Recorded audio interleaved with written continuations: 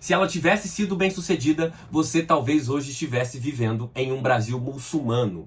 Liderada por escravizados, ela não pretendeu acabar com a escravidão, mas sim escravizar os brancos. Com alto potencial explosivo, ela foi contida logo no início por conta de uma delação, de uma denúncia. Isso mesmo, uma X9 deu com a língua nos dentes e contou que o movimento estava para acontecer. Eu venho falar para você de um dos momentos mais interessantes da história brasileira, aquela que foi provavelmente a maior revolução, a maior revolta de escravizados de toda a nossa história. A revolta dos malês.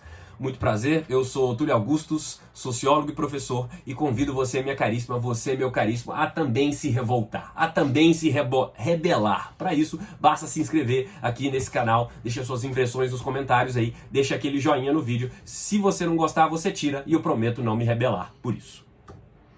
Bom, a revolta dos malês, ela acontece em um período já bastante turbulento da nossa história. Estamos falando ali do período regencial, aquele intervalo ali entre o primeiro e o segundo reinado. Isto é, entre o Dom Pedro I e o Dom Pedro II, no século XIX, né? Foi um período de muitas instabilidades, de muitas revoltas, né? A gente tem aí a cabanagem, a Sabinada, a Revolução Farroupilha no Rio Grande do Sul e na Bahia especificamente, que foi onde a revolta dos malês aconteceu, sempre a Bahia, né? A Bahia estava vivendo um momento já de grande instabilidade também, de grandes revoltas, né?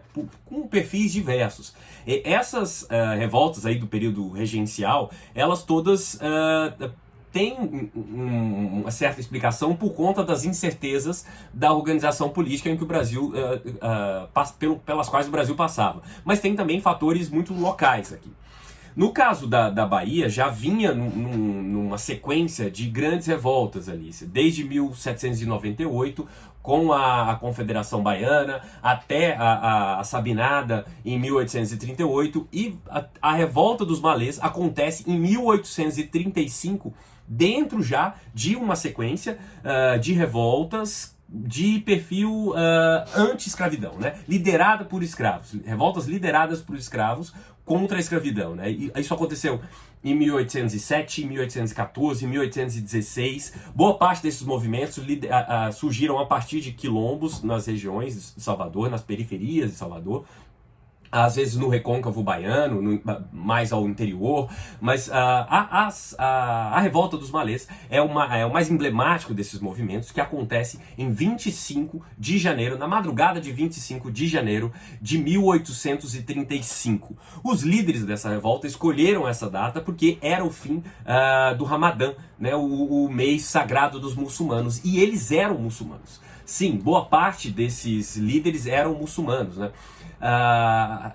Na Bahia, naquela época, havia uma grande presença de escravos, né? Estima-se que a população de Salvador era em torno de 65 mil habitantes e muitos deles escravizados, e a maioria desses escravizados vinham ali da chamada Costa da Mina, uma região da África ali que comporta a Nigéria, o Benin e outras regiões ali. Boa parte deles eram árabes, né? Eram de cultura árabe, de etnia árabe, e eram muçulmanos, melhor dizendo, né?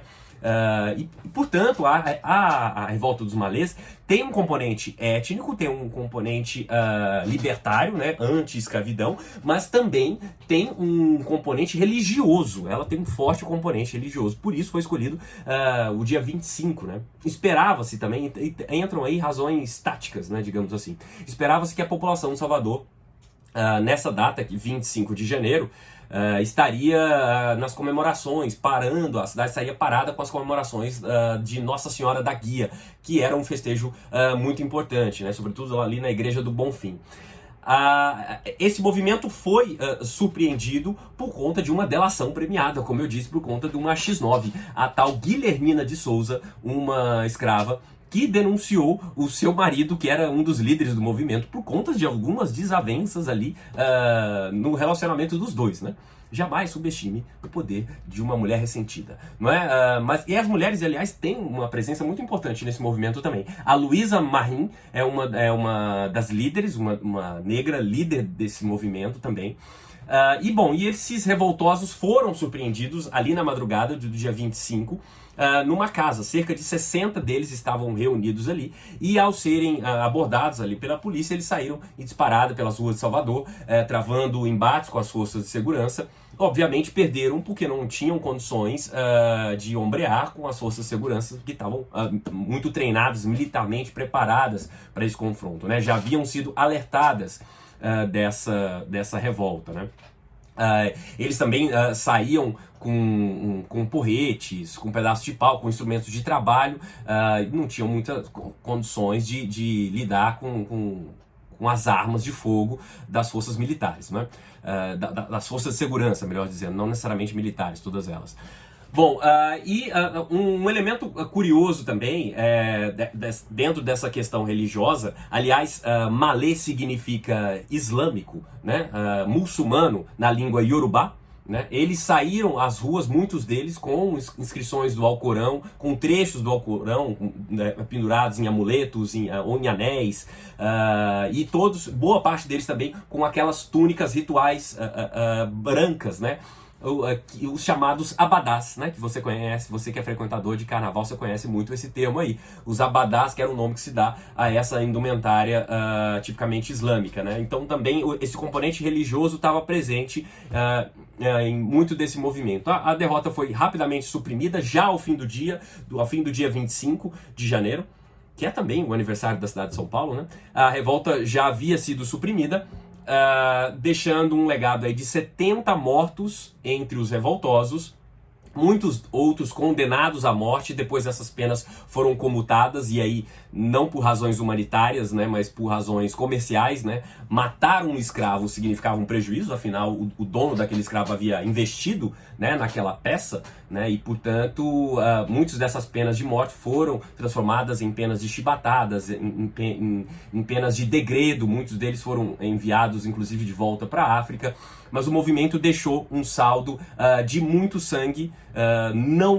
Claro que não silenciou a luta abolicionista, quase um trava-língua agora, mas se insere mais uma vez naquela tradição já bastante sangrenta da nossa história, né? A nossa história, especialmente nesse período, foi regada com muito sangue, sangue dos escravizados, sangue dos populares que tentaram transformar os regimes execráveis nos quais o Brasil estava inserido. Se você entender um pouquinho mais sobre a revolta dos malês, é só uma breve introdução a respeito do assunto, eu te convido a ter novos encontros como esse aqui, nesse nosso humilde canal. Se inscreve aqui, um abraço e até a próxima.